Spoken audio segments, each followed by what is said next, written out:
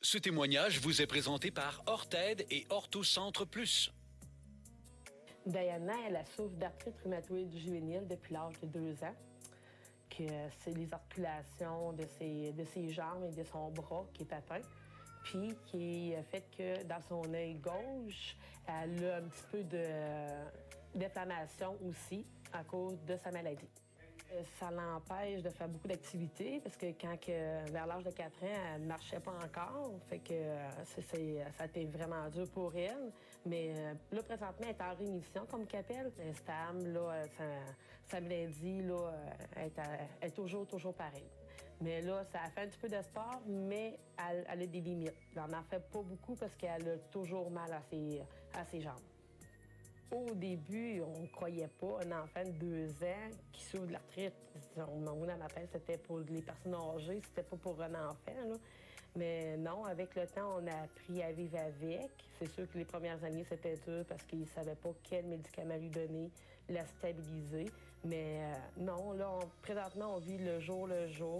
Puis là, présentement, ça va bien. Fait que on espère que ça va continuer. Diana, c'est une enfant qui est, je dirais, vraiment solitaire, puis vraiment gênée. Je sais pas si elle a été traumatisée d'avoir eu trop de personnes grandes avec elle, là. Mais non, à part ça, mais elle est super gentille. Elle est aimable, elle aime ça rendre des services au monde. Dans la maison, j'ai pas de trouble avec elle. C'est un enfant adorable. Je vais à l'école. Je suis un FPT1. Puis ça, c'est formation, préparation du travail. Je suis aussi coiffeuse. J'allais suivre mon stage à Rouen. Puis ça prend encore 2 ans d'école. Il y a des moments où ça allait vraiment pas bien. C'est quand on allait souvent à Montréal, on y allait aux 2 semaines. Ça fait que ça fait un report scolaire de 2 ans pour Diana. C'est pour ça qu'elle est présentement à FPT1, parce qu'elle a eu trop de retard. Parce qu'on allait souvent trop à Montréal, puis c'était des répétitions tout le temps. Là. On va faire de l'éducation physique juste à ses limites. Si, admettons, elle a mal, elle va arrêter. Les professeurs sont au courant toutes. Mais c'est ça, c'est des journées, elle a vraiment mal à ses jambes, à ses articulations. Ça veut dire qu'elle a peut-être trop marché ou elle a trop fait de sport à l'école. Fait que le soir, elle s'en ressent beaucoup. Quand elle a mal, Diana, on ne peut pas rien faire avec ça. C'est une maladie que c'est de l'arthrite, on ne peut pas rien faire. La seule affaire que je fais, moi, je donne une injection 1 fois par semaine qui peut la contenter. Mais c'est ça, si elle fait trop d'exercice dans une journée, on va marcher trop. Mais c'est ça, le soir, elle arrive, elle a vraiment mal aux jambes. Il faut qu'elle reste assise parce que l'acier est frotte parce qu'elle a vraiment mal. Ça, 1 fois par mois, on monte à Montréal pour rencontrer des rhumatologues là-bas, sont spécialisés. Parce qu'ici, en région, on n'en a pas. Fait que c'est grâce à la ressource qu'on peut aller à Montréal, justement, parce que les besoins sont là pour elle.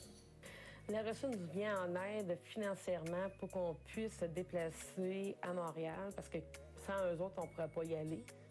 La ressource personnes handicapées est très nécessaire parce qu'il y a beaucoup de gens comme Diana qu'on ne connaît pas, mais il y en a beaucoup qui ont besoin de leur aide. Ce témoignage vous est présenté par Orthed et Orthocentre Plus. Mon nom, c'est Serge Trudel. Plusieurs mineurs me connaissent sous le nom de Tout Petit.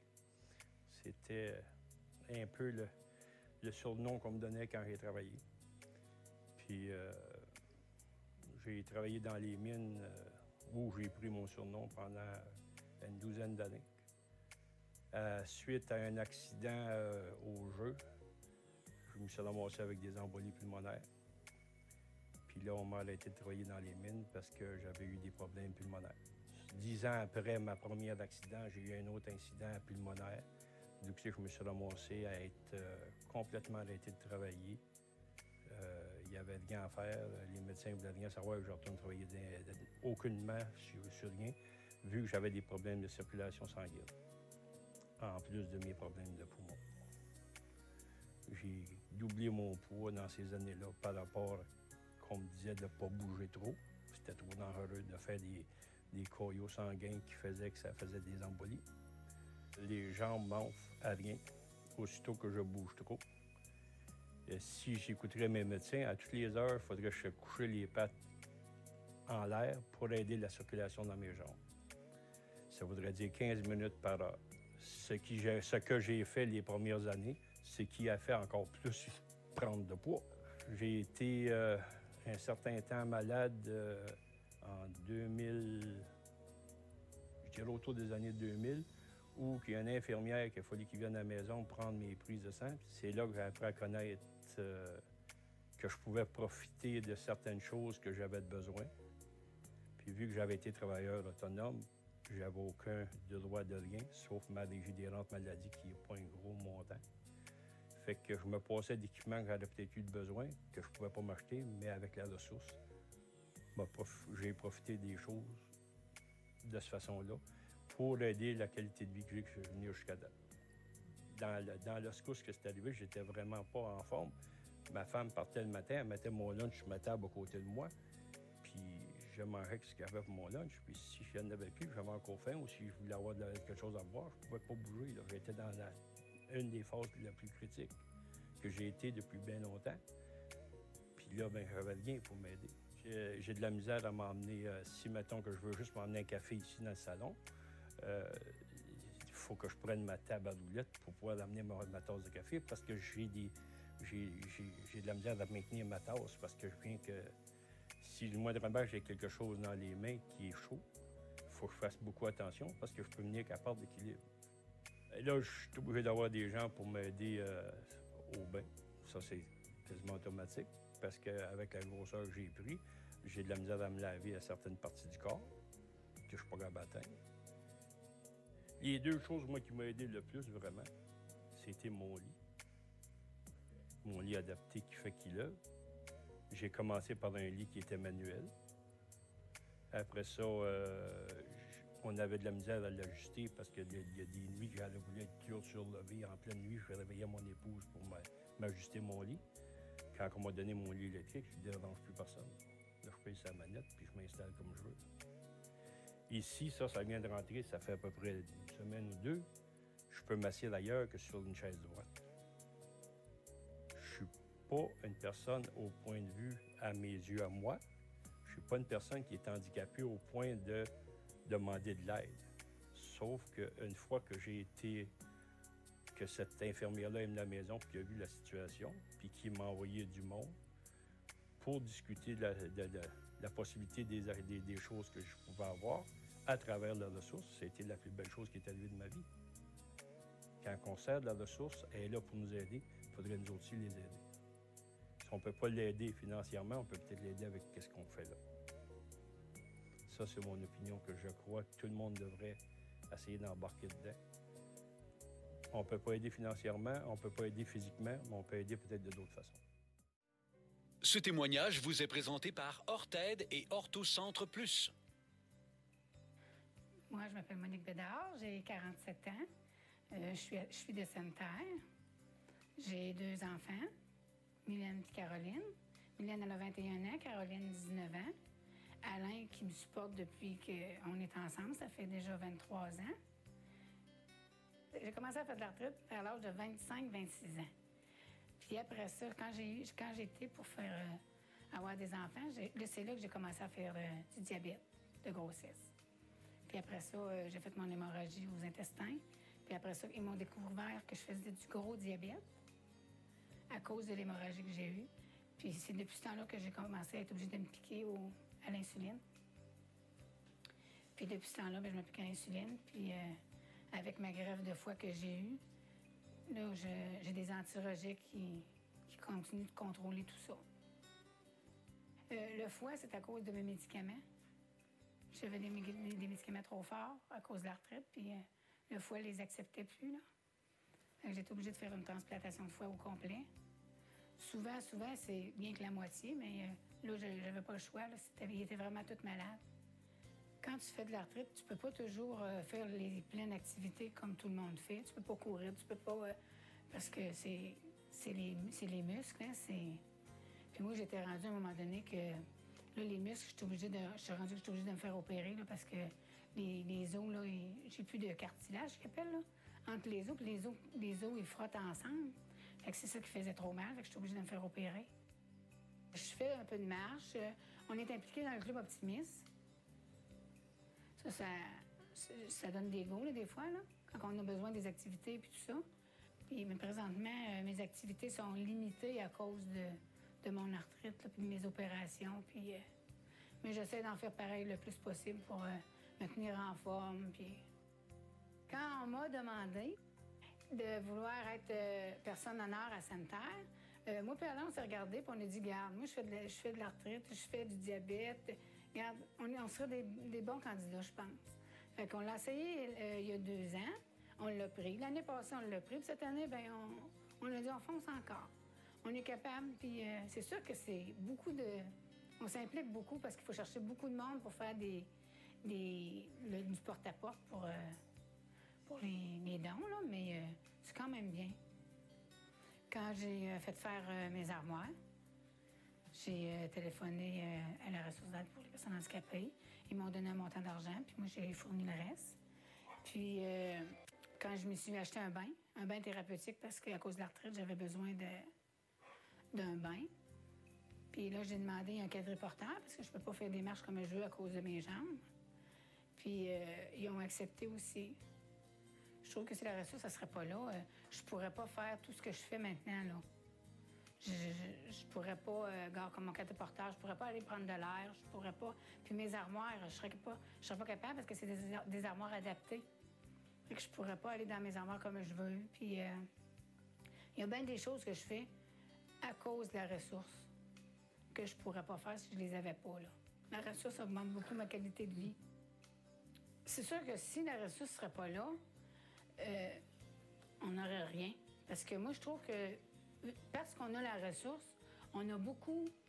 Eux autres, ils ramassent de l'argent, mais ils en donnent de l'argent. Tu sais, je veux dire, comme moi, j'avais besoin d'un bain, ils m'ont aidé à payer mon bain, là. Mais si quelqu'un y va pas et qu'il ne sait pas, il n'y aura rien. Sauf que les dons qu'on ramasse, là, ça vaut la peine parce que c'est pour les personnes qui en ont besoin. Quand tu en as besoin, tu y vas, puis t'es servi, c'est sûr. Ce témoignage vous est présenté par Orthed et Orthocentre Plus.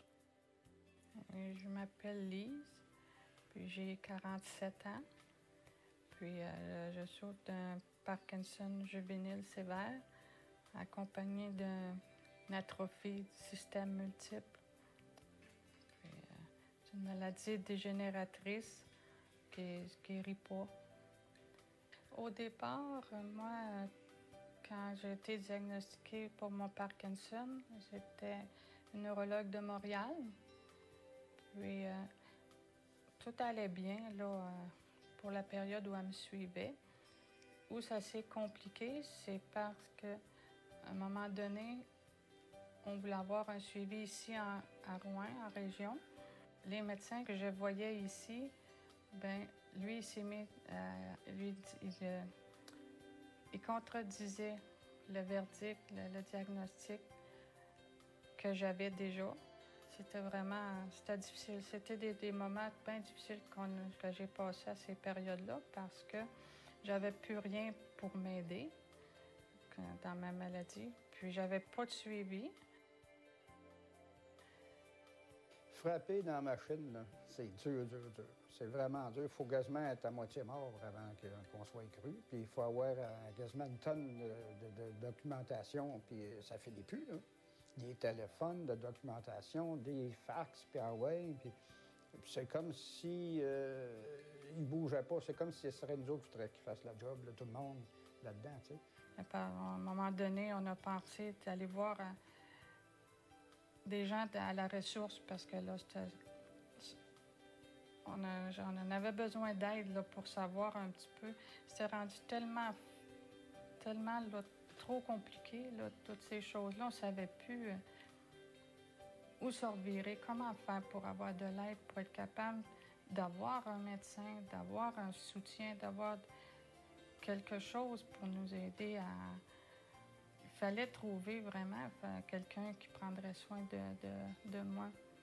Puis à la ressource, on a été accueillis les bras ouverts. Puis je me souviens que la première fois qu'on est allé, puis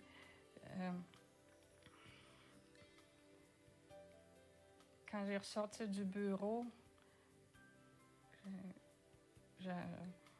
Il me semblait que j'avais là, un autre élan, là, capable de continuer là, pour dire à me battre. Puis, ouais. On sentait qu'on avait un appui. Là, On n'était plus tout seul. De toute là. façon, les portes se fermaient devant nous autres partout où on allait cogner. Là, parce qu'il disait toujours que ça prenait plus qu'un diagnostic pour prouver vraiment, pour qu'ils peuvent vraiment croire à son diagnostic de maladie de Parkinson. On avait un rendez-vous, premièrement, à l'Institut du mouvement, à l'Institut neurologique à Montréal. Mais ici, ils ne créaient pas ça. Mais de toute façon, on ne pouvait pas avoir à faire des soins ici parce qu'il n'y en a pas ici en région.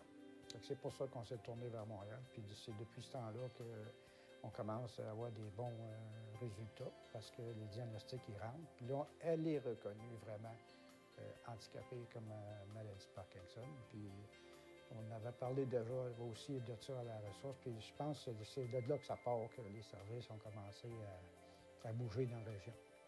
On a déjà à se battre contre la maladie, contre ou avec, en tout cas, peut-être avec, parce qu'elle est là. On ne peut pas la nier bien, là. Se battre pour avoir les soins appropriés, ça l'empiète sur la maladie, ça, parce que ça prend tellement d'énergie. Oui, la ressource, ça nous a été ça, là. Ça, ils n'ont jamais. Heureusement que ça existe parce qu'ils n'ont jamais lâché de nous aider. Même si le diagnostic, là, il branlait dans le manche, comme on dit, là, bien, la ressource, elle la branlait pas. Elle était là pour nous appuyer, pour nous aider à. Moi, j'avais besoin d'une rampe pour rentrer à la maison, un quadriporteur, pour être capable que je puisse aller dehors convenablement. J'ai plein d'accessoires dans la maison, puis c'est pas fini, hein? C'est certain que... Fait que moi, bravo. En tout cas, la ressource, là, oui. Ça, je conseille à bien des gens qui sont mal pris, qui ne savent pas où aller pour se déprendre ou qui ne savent pas quelle porte frapper. Mais moi, je le conseille de commencer d'abord pour avoir des bons papiers en main, puis aller frapper à la ressource. Des fois, ça fait bouger les chaises en quelque part, là, tu sais. Ce témoignage vous est présenté par Orthed et Orthocentre Plus. Mon fils Jonathan est né avec une paralysie cérébrale. Le 12 juin 1980, j'ai accouché. Il était prématuré de 9 semaines. Et la première nuit, tout s'est très bien passé. La deuxième nuit, du 13 au 14, on est venu me dire qu'il avait fait une hémorragie cérébrale. Jonathan? Et qu'à ce moment-là, il était tout intubé. Puis, il a vécu, il était tout intubé, il avait un respirateur, il vivait avec les machines à ce moment-là. Et j'ai passé toute la journée à côté de lui, il ne se passait rien, il était intubé. Et vers la fin de l'après-midi, une infirmière m'a dit « Ah, il vient d'uriner ». C'était la fête, parce que là, Jonathan revenait à la vie. Vers 7-8 mois, là, on m'a dit que son développement était vraiment trop lent. Alors, on s'est rendu à Sainte-Justine, passer des tests. Puis là, ils m'ont dit qu'il y avait une paralysie cérébrale. Je pense que je prends la vie un jour à la fois. Parce que je me souviens quand Jonathan était jeune, il avait peut-être 1 an. J'étais allée voir le pédiatre avec lui. Puis il avait dit « Bon, Jonathan, il va bien, c'est tout ça. » là. Puis il m'avait posé la question « Puis vous, comment vous allez? » Et moi, j'avais éclaté en sanglots, là. Puis là, il m'avait dit « Ginette, tu as une manière de t'en sortir. » Et j'ai écouté, hein. Il dit « de prendre un jour à la fois. » Et j'ai toujours essayé de mettre ça en pratique. Parce que c'est vrai, ça donne rien d'anticiper 5 mois, 6 mois d'avance, là. Notre vie, comme Jonathan dit souvent, on a une belle vie, hein. C'est vrai qu'on a une belle vie aussi. Même si tu pleures, là, on a une belle vie. Bon, moi, je vais travailler à l'extérieur. J'ai quelqu'un qui s'occupe de lui pendant que je suis pas là. Puis quand je reviens, mais je suis contente de revenir aussi. Je trouve que mon travail à l'extérieur et ici à la maison avec Jonathan, parce que ça demande aussi beaucoup, ça me fait un équilibre entre les deux. Puis moi, j'ai besoin de cet équilibre-là entre les deux pour être bien. Oui. Jonathan est physiquement handicapé, lourdement handicapé, mais sa tête, il l'a, toute sa tête, là. Simon, pour là. Tu vois Simon pour te parler de ta vie. Simon, c'est qui? C'est ton travailleur social. T'aimes ça le rencontrer? Oui. Oui. Oui, vite. Des fois, il vient ici, oui. Bon, maman, elle le voit, là. Il m'a envoyé. Simon t'a fait pleurer parce qu'il va chercher des émotions. Alors, Jonathan a quelqu'un à plein temps à la maison aussi, mais à plein temps, ça veut dire aussi l'accompagner à ses sorties, tout ça, là. Mais qui fait tous ses besoins, ses soins à la maison. J'ai une rampe d'accès pour entrer dans la maison. Ensuite, dans ma salle de bain, j'ai un siège d'aisance qui est adapté pour lui. Mon bain est soulevé. Ensuite, dans sa chambre, j'ai un lit d'hôpital avec des ridelles. Ensuite, j'ai un lève-personne, bien entendu. Sans ça, je ne pourrais pas fonctionner, là. Oui. Pour de ça, bien, j'ai sa chaise, qui est un positionnement adapté à lui aussi. Il y a des chaussures adaptées, il y a des orthèses pour les pieds, des orthèses pour les mains. Des chaussures sont faites sur mesure. Oui. Oui. Ton lève-personne a cassé l'autre fois. Ça te rendait très anxieux, hein? Oui. Ben oui, hein? Parce que là, pas de lève-personne, on peut pas fonctionner, nous, hein? Il nous faut l'équipement nécessaire pour être capable de fonctionner avec Jonathan. C'est rendu un homme, là. C'est plus un petit bébé que je prends dans mes bras puis que je transfère de place. Si la ressource n'est pas là, je ne sais pas ce qu'on ferait. Parce que là, comme je te dis, là, tous ces équipements-là que je viens de te mentionner, là, si la ressource n'était pas là pour aider à payer tout ça, une personne comme moi ne peut pas défrayer les frais pour tous ces équipements-là. Que ce soit lève-personne, siège d'aisance, siège pour le bain, c'est absolument nécessaire que la ressource soit là, puis que nos gens du Témiscamingue, ils sont merveilleux. Ils savent que ça reste dans la région.